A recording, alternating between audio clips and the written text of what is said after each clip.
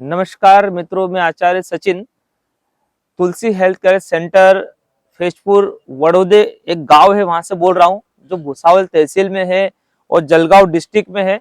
जो central railway पे आता है, जब आप दिल्ली से मुंबई की तरफ या मुंबई से दिल्ली की तरफ जाते हो तो सेंट्रल रेलवे पर सेंटर में ये भुसावल रेलवे स्टेशन पड़ता है, जहां से लगभग 18-19 किलोमीटर पर फेजपुर करके एक जगह है, वहां पर ये सेंटर बना हुआ है ग्रामीण इलाके में। तो मेरे साथ में इस संस्था के संस्थापक महामल्लेश्वर जनार्दन हरि जी महाराज है, जो राष्ट्रीय संत समिति के अध्यक्ष भी है और सतपंथ संप्रदाय के एक वरिष्ठ संत है, कोषाध्यक्ष भी है और राष्ट्रीय संत समिति के, और सतपंथ संप्रदाय के एक वरिष्ठ संत भी है, जिन्होंने एक परिकल्पना करी समाज में व्याप्त समस्याओं को लेकर, समाज में व्याप्त बीमारियों को लेकर। और महाराज जी का काफी लंबा अनुभव रहा है देश विदेश में घूमना और लोगों से एकदम जमीनी स्तर से जुड़कर उनकी समस्याओं को समझना, और समस्याओं के चलते एक ऐसी परिकल्पना करी जिसमें लोग आए और लोगों की समस्याएं ठीक हो। तो अभी जैसे कि अब हमारे दीपक जी गुप्ता ने बताया कि ऐसी परिकल्पना उन्होंने देश विदेश में भी देखी है, और लोगों को आश्चर्य करने वाली ये वास्तु या सेंटर को हमने समझना चाहिए, क्योंकि बहुत कम लोग यहाँ पर आ पाए हैं, और जो लोग भी आए तो उनको चमत्कार जैसा लगा कि छोटे से गांव वाले इलाके में इतना बढ़िया प्राकृतिक वातावरण, आध्यात्मिक वातावरण और आधुनिक सुख सुविधाओं से परिपूर्ण सेंटर बनाने की क्या आवश्यकता थी। काफी पैसा भी, श्रम भी, समय भी और विज्ञान भी इसके पीछे लगा। तो महाराज जी से मैं निवेदन करूंगा कि ये इतने बड़े सेंटर की जो आवश्यकता थी, क्या किस भाव और किस उद्देश्य से ये सेंटर की आपने निर्माण किया। प्रणाम करता हूँ आपको भी और हमारे सभी दर्शकों को। जैसे आपने बताया कि एक अच्छा सेंटर यहाँ पे बन पाया, तुलसी हेल्थ केयर सेंटर। तो इसकी परिकल्पना हमें 6-7 साल पहले से सूझी, क्योंकि मेरा जो जीवन रहा वो लोकाभिमुख जीवन रहा। लोगों के बीच में मैं हूँ उम्र की 10 साल से। तो जैसे मेरा संपर्क हुआ, मेरा विचरण हुआ, सबसे संपर्क हुआ, तो चर्चाओं के माध्यम से मुझे पता चला कि आज लोगों के पास भौतिक व्यवस्थाएं तो खूब है जी। भौतिक व्यवस्थाओं से आज का व्यक्ति समाधानी है, खुश है, लेकिन मैंने देखा कि वो अंदर से जो प्रसन्नता होती है, जो हमारी नेचुरल जो स्माइल होती है, वो खो चुकी है। वो खो चुका है। मैं कई बार अपनी कथाओं में कहता हूँ कि आज समय ऐसा आ चुका है कि जब फोटोग्राफर 3 बार बोलेगा स्माइल प्लीज, तब हमारी स्माइल दिखती है, तब हम हंस सकते हैं। मतलब मुस्कान भी नकली हो गई है। हाँ, वो तो फोटो आने के बाद पता चलता है कि ये नकली है, ये नेचुरल नहीं है। तो हमने यही अनुभव किया कि लोग हंस भी रहे हैं तो किसी के कहने पर, किसी ने कह दिया तो हंस लिए, किसी ने कह दिया तो रो लिए, किसी ने निंदा कर दी तो रो लिए, दुखी हो गए। तो ऐसे हमारा रिमोट कंट्रोल हमने औरों के हाथ में दे रखा है। हम अपनी लाइफ अपने विचारों से सकारात्मकता के साथ जी नहीं पा रहे हैं। तो मैंने सोचा कि अंदर से जो प्रसन्नता होती है, अनुभूति होती है, वो आज अनुभव लोग नहीं कर रहे हैं। तो उसी अनुभूति के लिए मुझे कुछ कार्य करना चाहिए, क्योंकि मेरा जीवन जनमानस के लिए है। तो मैं ऐसा कुछ कार्य करूं इन सब के लिए कि बस अध्यात्म तो ही है जी, लेकिन एक ऐसा सेंटर बनाऊं कि जहां आध्यात्मिक वातावरण भी हो, जहां प्रकृति का वातावरण भी हो, और वहां शरीर के स्वास्थ्य के ऊपर काम भी हो। तो जो मैंने पढ़ाई की और जो मैंने थोड़ा इसके बारे में सर्च किया, तो मुझे पता चला कि हमारे ऋषि मुनियों ने हमें प्राकृतिक चिकित्सा का एक अनमोल गिफ्ट दिया है जी, एक देन दी है, खजाना दिया है खजाना दिया है कि प्राकृतिक चिकित्सा के माध्यम से हम अपने आंतरिक और बाह्यिक शुद्धि को भी कर सकते हैं। इस तरह से हमारे ऋषि मुनियों ने उसको डिजाइन किया है। तो मैंने कहा इसके ऊपर क्यों ना हम काम करें। लेकिन जब मैंने सोचा तो मैंने देखा कि इसके बारे में लोगों के मन में उदासीनता है। जी महाराज जी, ये देखने में आता है कि लोग एलोपैथिक जो भी संस्थाएं होती है आपके जैसे, उन्होंने एलोपैथिक हॉस्पिटल भी सेवा भाव से खोल के रखे हैं। कैंसर हॉस्पिटल है, आंखों का हॉस्पिटल है, या ऐसी अलग तरह की चीजें है। पर इतना सारा बड़ा सेंटर और इतना पैसा, इतना संसाधन, इतने सारे लोगों का स्टाफ मैनेज करना और लोगों की उदासीनता के चलते आपने इतना बड़ा डिसीजन कैसे लिया, मेरे को हाँ। आश्चर्य हो रहा है।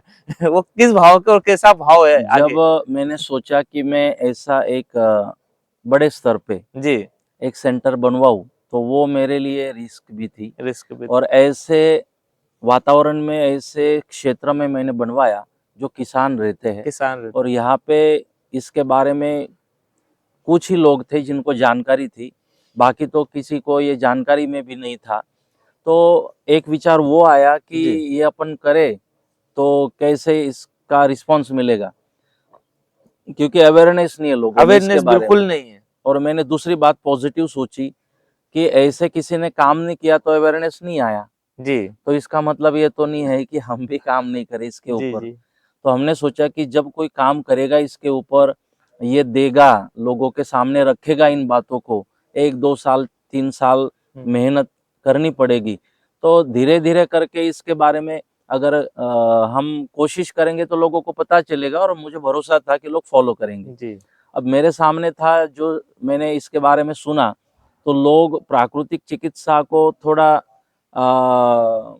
मतलब देरी से इस चिकित्सा में जाते हैं।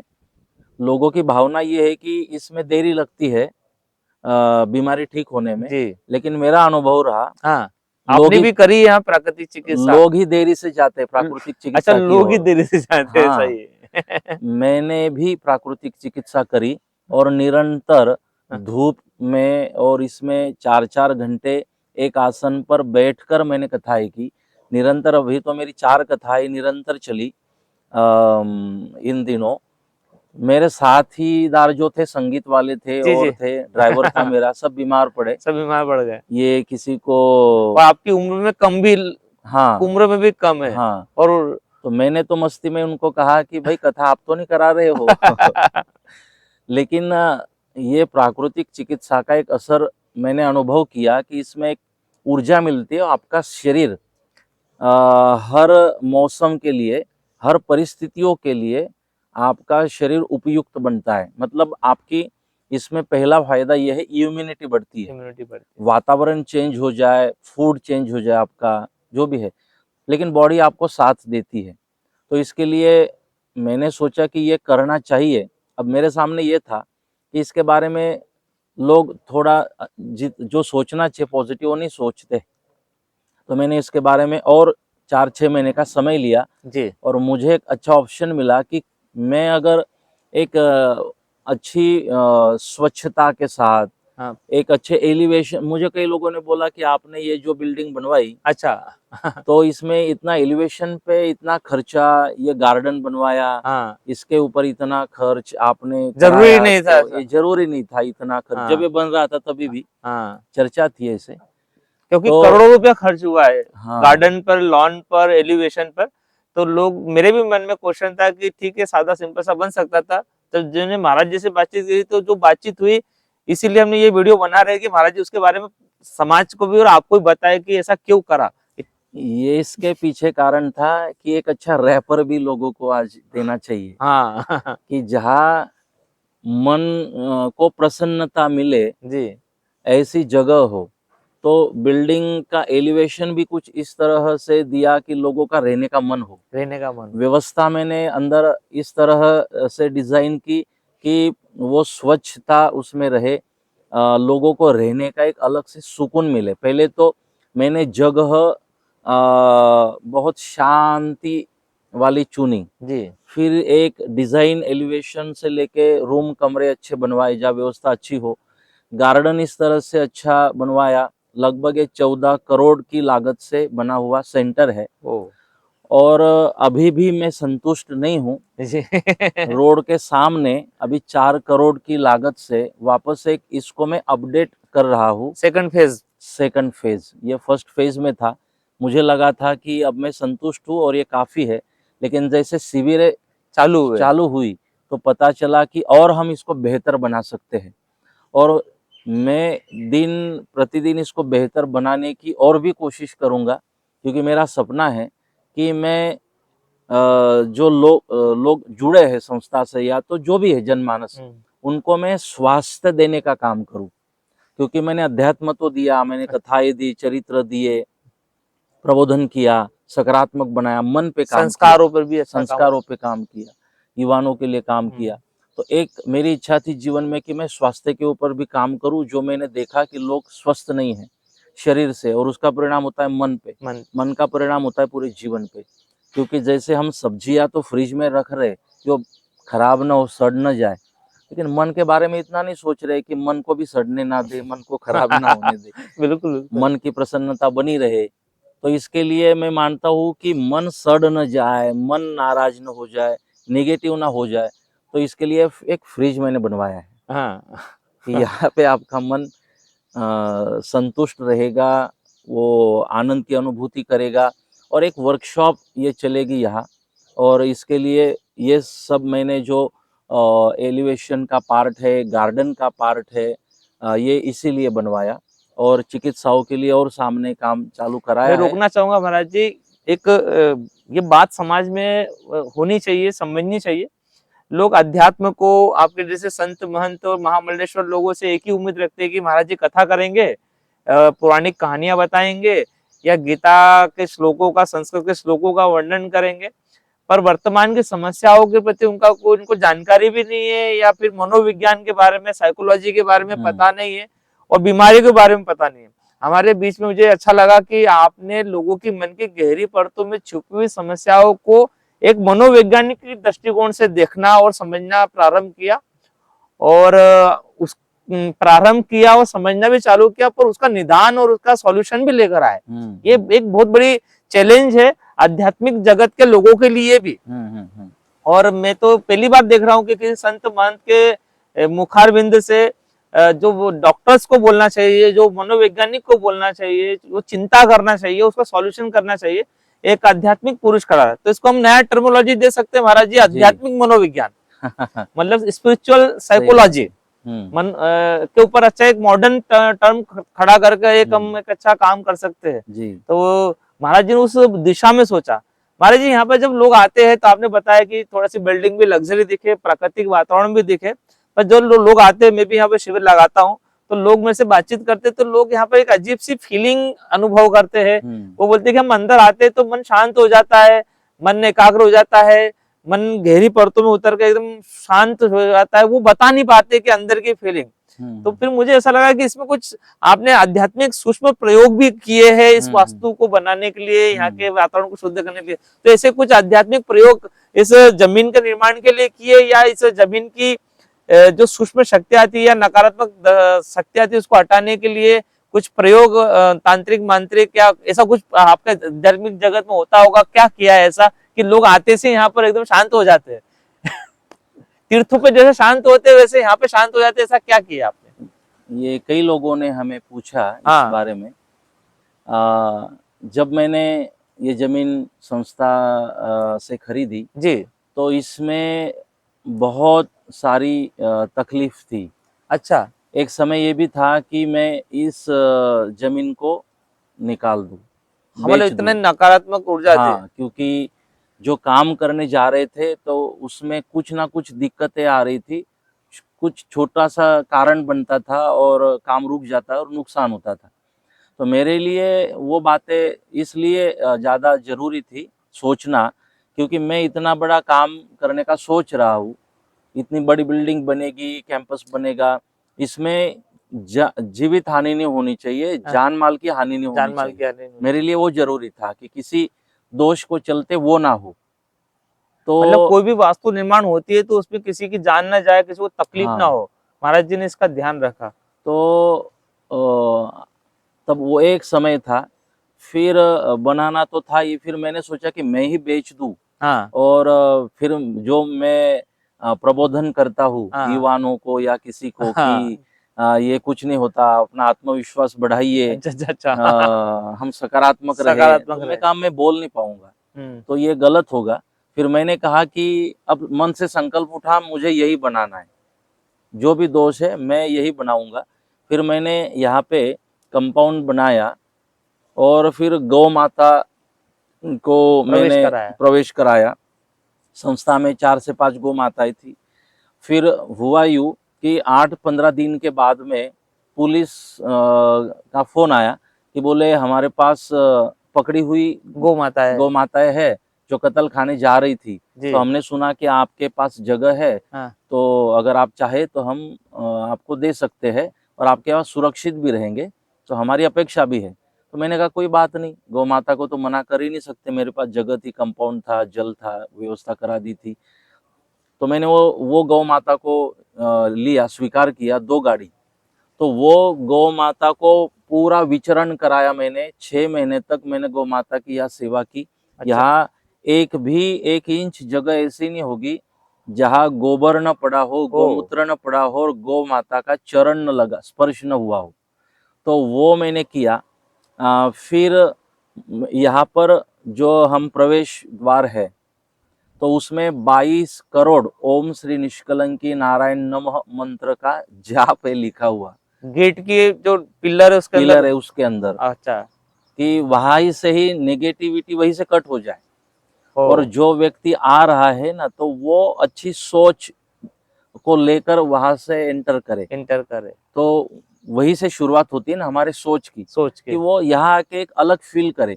यहाँ आने के बाद वो अपनी नेगेटिव बातें भी भूल जाए और किसी की नेगेटिव बातें भी ना करे, वो आध्यात्मिक आनंद ले और मन शांति का आनंद ले। तो 22 करोड़ मैंने अपने सेवकों से नाम स्मरण लिखाया, उसके पुट्ठे बनवाए अच्छा। पेपर मिल से। वो हाँ। पुट्ठे बनवा के गिले गिले पुट्ठे मिट्टी में मिक्स कराए, मिक्स कराया कॉलम पूरा। में, अच्छा। क्योंकि वो मिट्टी में उसी का मिक्स हो मतलब जाए। मटेरियल बना के उसका हाँ, कंपोस्ट बनाया। क्योंकि उस वैसे के वैसे रजिस्टर उसमें डाल नहीं सकते डाल थे। नहीं सकते थे। तो इस तरह से वहां पर वो एक ऊर्जा का बनी हुई एक है। स्रोत वहां से शुरू होता है। तो वहां से हम वहां एक प्रयोग किया। फिर मैंने नवरात्रि में कुमारी का माताओं का कुमारी का जो बालिकाएं है, जी। कुमारी का कन्याएं। कन्याएं, उनका पूजन चालू किया। और पूजन के लिए यहाँ आजू बाजू में जो गरीब गांव जुड़े हुए हैं, हाँ। मैं तो आया ही गांव के लिए था, जी जी जी। छोटे गांवों के लिए, जी जी। कि मेरे कारण यहाँ पे रास्ते की और बाकी सुविधाएं भी अपडेट रहे। अपडेट रहे। तो उन कन्याओं को बुलाकर मैंने स्वयं उनके चरण धोए, आज भी करता हूँ। जी। उनका चरण धोना, उनका प्रणाम करना, उनको बिठाना और भोजन कराना, यथा योग्य उनको गिफ्ट देना, दक्षिणा देना और सम्मान कराना। तो मैंने अलग अलग जगह पे, जैसे काम शुरू था तो अलग अलग जगह जहाँ जहाँ खाली जगह होती थी वहाँ बिठा के वो पूजन भी यहाँ पर कराया।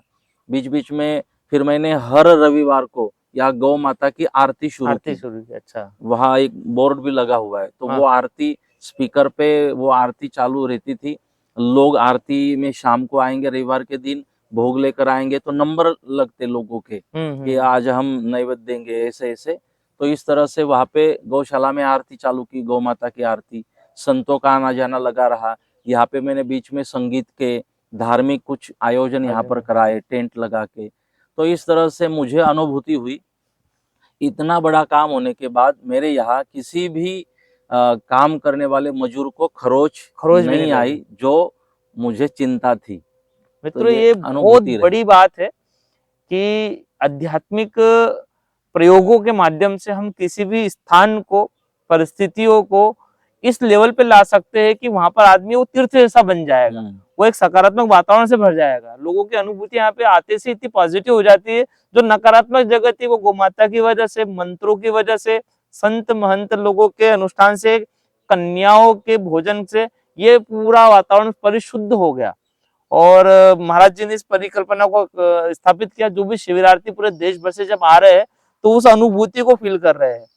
तो ये प्राकृतिक चिकित्सालय के साथ साथ में, पंचकर्म चिकित्सालय के साथ साथ में मनोविकारों को दूर करने का भी एक अच्छा सेंटर बना। और मैं महाराज जी का जो तीसरा फेज बनने जा रहा है, पहला फेज बन के कंप्लीट हो गया है, यहाँ पर शिविर भी चालू हो गए हैं और हर महीने यहाँ पर शिविर भी लग रहे हैं। दूसरा फेज जो है प्राकृतिक चिकित्सालय बन रहा है और तीसरा फेज जो बन रहा है, मैं महाराज जी से पूछना चाहूंगा, गौ माताओं का बन रहा है। पूरे देश विदेश में अच्छी गौशाला कैसे निर्मित हुई है, और एक बहुत ही पवित्र क्षेत्र बनना है जहाँ पर लोग आएंगे और गौ माताओं के साथ में भी उनका वार्तालाप होगा, ऐसी कुछ परिकल्पना मैंने सुनी है। उसके बारे में दर्शकों को क्या आपकी परिकल्पना है महाराज जी?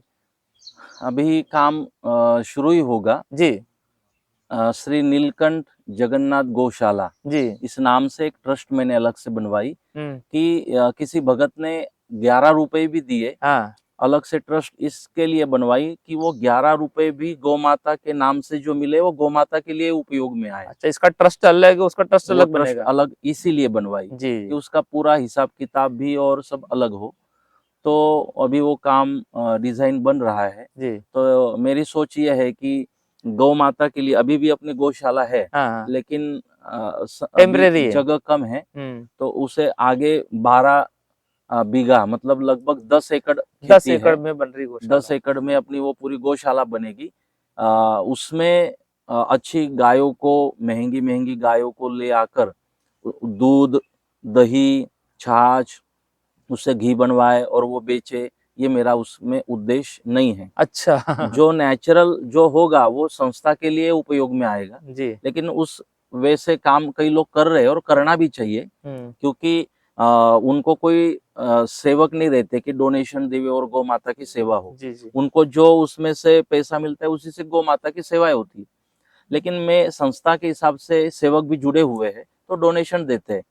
तो मेरा ध्यान है कि जो अभी पुलिस को चिंता होती है कि गौ माता को पकड़ तो रहे, छुड़वा तो रहे, लेकिन रखे कहाँ पे? रखे कहाँ? तो लोग मना करते हैं हमारे पास जगह नहीं है, तो मैं उनके लिए जगह बना रहा हूँ। वो मतलब जो गाय कटने के लिए जाती है, हाँ। बहुत स्वास्थ्य की दृष्टि से भी बहुत कमजोर मेरे होती है। वहाँ गाय वो रहेगी जो पकड़ी हुई है, जो कत्ल खाने जा रही है, अच्छा। जो रोड पे घूम रही है, तो वो गौ माता मेरे पास में रहेगी। और मेरा उसके ऊपर प्रोजेक्ट ये है कि गौमूत्र से और गोमय से, गोबर से, मैं किसानों के लिए गोबर से, गोमय से खाद बनवाऊं और गौमूत्र से जीवामृत बनवाऊं। और जमीन की सुरक्षा हो फिर। हाँ, क्योंकि आज किसान भी चाहते हैं कि हम ऑर्गेनिक खेती करें, लेकिन उनके लिए ये महीने महीने का प्रोसेस जो होता है, जीवामृत बनाना, खाद बनाना, वो कर नहीं सकते। तो मेरा ये होगा कि डोनेशन मेरे पास अगर है तो मैं बहुत ही कम कीमत में किसानों को ये अवेलेबल करा के दे सकता हूँ। अगर मिले उनको रेडीमेड तो वो उसे उपयोग में ला सकते हैं, कम कीमत में भी और आसानी से अगर मिलता है। और मेरी सोच आगे की ये है कि क्षेत्र में भी जिनके पास गौ माता है वो दूध देना छोड़ दे तो बेच देते हैं या तो छोड़ देते रास्ते पे। तो मेरी सोच ये है कि वो गोबर भी मैं संस्था से खरीदूंगा। गोबर गौमूत्र का महत्व बढ़े। गोमूत्र भी मैं खरीदूंगा। अच्छा। क्योंकि मुझे वो खरीद के वो प्रोजेक्ट ही इतना मैं बड़ा बनाना चाहता हूँ। एक जगह से टाइप मैं कर रहा हूँ उसके लिए। तो इस तरह से वो अपना गौशाला का महाराज जी काम। वो तो चलो ठीक है कि आसपास के क्षेत्रों को गौ माता का महत्व मालूम पड़ेगा, गोबर गौमूत्र का महत्व मालूम पड़ेगा, जो गरीब गौ माता या कटने के लिए जो गौ माता जा रही है उनकी सेवा भी होगी, पर प्राकृतिक चिकित्सालय के साथ में उसका क्या कॉम्बिनेशन है? जी जी, वो अलग प्रकल्प उसके साथ में क्या प्रकल्प, क्या डिजाइन किया है? हाँ अब प्राकृतिक चिकित्सा में आचार्य होने के नाते आप प्राकृतिक चिकित्सा के बेस को छोड़ते नहीं हो, अच्छी बात है। क्योंकि मैं तो हर चीज को जोड़ना ही चाहूंगा। नहीं, बिल्कुल बिल्कुल। और मैंने जो बात बताई वो तो क्यों मन में आया वो बताया, लेकिन आपके सवाल ने सवाल किस कारण से था वो हम भूल गए थे। तो ये जो सेंटर यहाँ पे चल रहा है, यहाँ पे सब जो भी भाविक आ रहे हैं, लोग आ रहे हैं, तो उसमें एक थेरेपी जो है, एक चिकित्सा, वो गौ माता के साथ भी हो, कि वो 1 से 2 घंटे का समय गौशाला में गौ माता के बीच, जो प्योर देसी गौ माताएं होगी जी, तो उनके सानिध्य में उनका समय बीते जी। मैं चाहूंगा कि यहाँ वो भी चिकित्सा है, लोग गौ माता का गोबर उठाए, अच्छा, गौशाला में साफ सफाई भी करे, कंपलसरी नहीं होगा, मेरा निवेदन होगा। हाँ। वो गौ माता से जुड़े, वो गौ माता को वहां बस रखा होगा। हाँ। वो जो भी गोड़ है, चने की दाल, गोग्रास है, वो लेके गौ माता को अपने हाथों से वो खिलाए, गौ माता से प्रेम करे और गौ माता से नजदीक आए। हाँ, और मुझे पता है वो गौ माता से नजदीक आएंगे तो अपने आप एक प्रेरणा उनको मिलेगी कि हमने गौ माता की सेवा करनी चाहिए। ये चिकित्सा मतलब ये जो प्राकृतिक चिकित्सा है उसके साथ जोड़ने के लिए भी वो प्रोजेक्ट काम करेगा।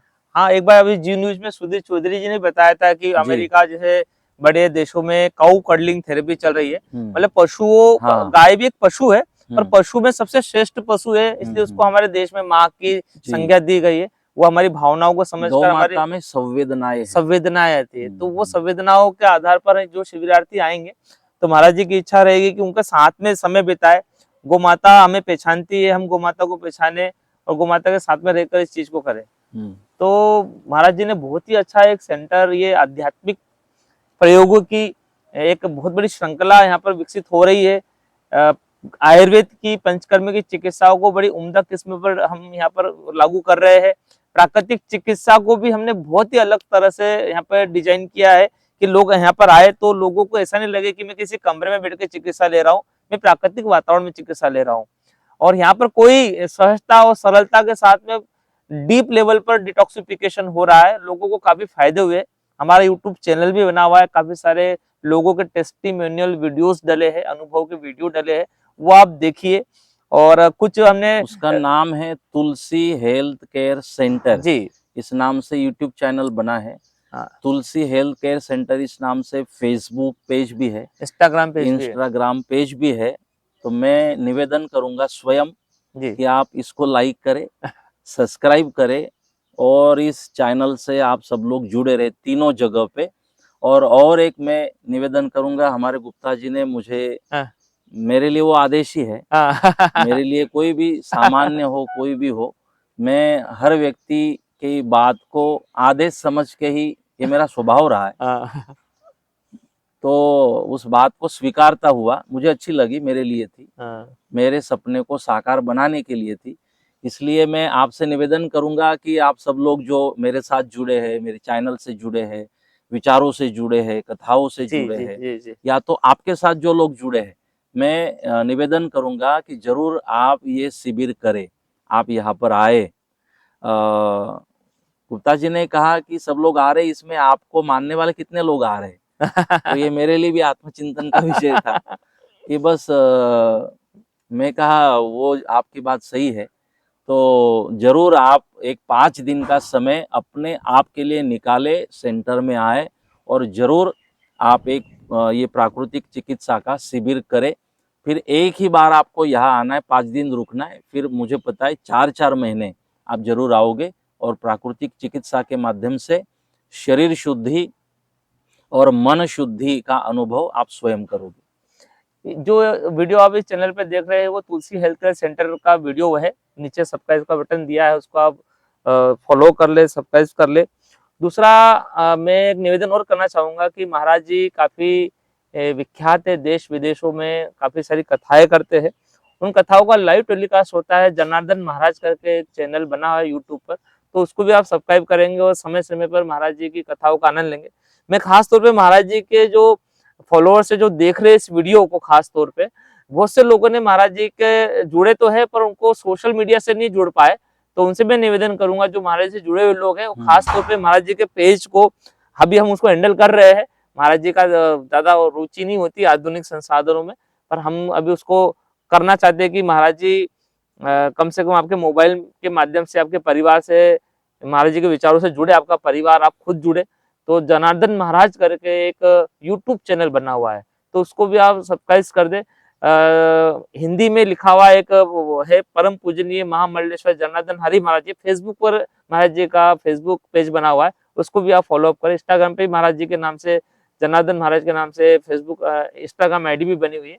तो क्यों ना हम मोबाइल का सदुपयोग करें और मोबाइल का सदुपयोग से हमारे घर में आध्यात्मिक चेतनाओं का, स्वास्थ्य की धाराओं का, स्वास्थ्य विचारधाराओं का वीडियो आता रहे। तो ये चैनल को आप सब्सक्राइब कर देंगे, बेल आइकन क्लिक करेंगे तो नोटिफिकेशन आते रहेंगे, तो महाराज जी के विचारों से भी आप ओतप्रोत होते रहेंगे। बहुत बहुत धन्यवाद आप सब लोगों का कि आप लोगों ने इस इंटरव्यू को देखा, समझा। और मैं महाराज जी से निवेदन कर रहा हूँ कि महाराज जी, लोगों की काफी जिज्ञासाएं रहती है छोटी छोटी बातों को लेकर, छोटी छोटी समस्याओं को लेकर, और उनका आध्यात्मिक समाधान किस तरह से हो। हम्म। तो मैंने महाराज जी से निवेदन किया है कि हम एक सीरीज चालू करेंगे एपिसोड वाली। अगर सीरीज चालू करानी है और लोगों की कुछ अपेक्षाएं है हाँ तो नीचे सूचना सब लोग हाँ, करें, कमेंट करें कि कमेंट्स महाराज करें जी की ऐसा कि सीरीज आना चाहिए। और जो कमेंट में आप कुछ प्रश्न पूछेंगे महाराज जी हाँ से, तो हम उसको जी अगले एपिसोड में उन प्रश्नों को लेकर महाराज जी के सामने रखेंगे। और आपके प्रश्न और महाराज जी के आध्यात्मिक और अनुभव वाले व्यवहारिक सूत्रों का समाधान आपको प्राप्त होगा। तो मैं कोशिश हम करेंगे कि अगले महीने से या फिर आने वाले समय में महाराज जी के चैनल पर हम एक एपिसोड वाली पूरी सीरीज, लंबी सीरीज चालू करें, जो छोटी छोटी समस्याओं का सरल उदाहरण आध्यात्मिक सूत्रों के माध्यम से महाराज जी करेंगे। महाराज जी कथाओं में तो करते ही इन सूत्रों का, और वो काफी भीड़ भी होती है वहां पे, पर यूट्यूब पर हम छोटे छोटे से एपिसोड बनाने की हम एक प्रयोगशाला करने चाले हैं। तो आप जरूर चैनल को सब्सक्राइब जरूर कर ले, दोनों चैनल पर हम नोटिफिकेशन भेजेंगे।